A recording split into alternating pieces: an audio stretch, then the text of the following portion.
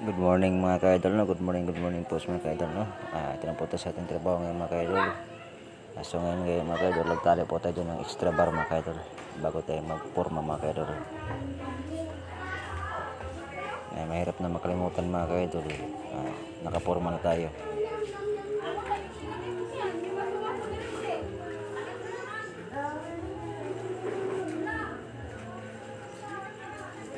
So ngayon mga ka-idol, sunod natin yung sa stopper mga ka-idol.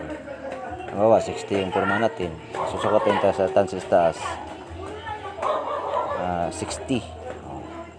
Doon natin ilagay yung para patungan sa ating porma mga ka-idol.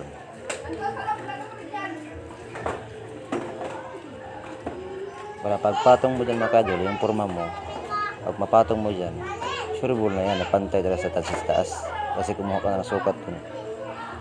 Tsaka di ka na mahirapan pagpatong mo, itali mo na, hindi na maraglag. Ganyan na po yung mga simpleng diskarte mga ka-idol.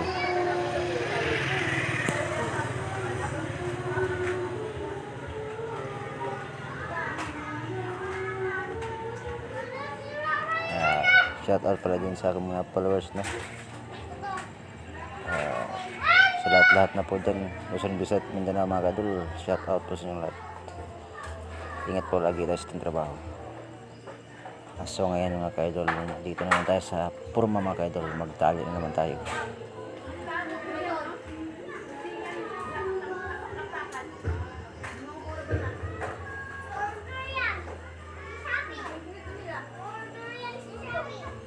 Tapos mga ka-idol, nalusot na natin yung tali, lagyan natin ng bakal mga ka-idol.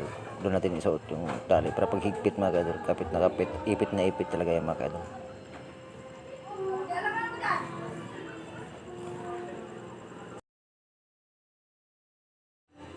Ayan mo mga ka-idol, no?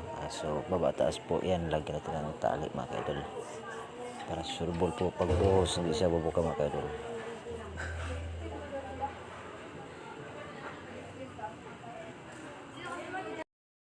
Thank you for watching.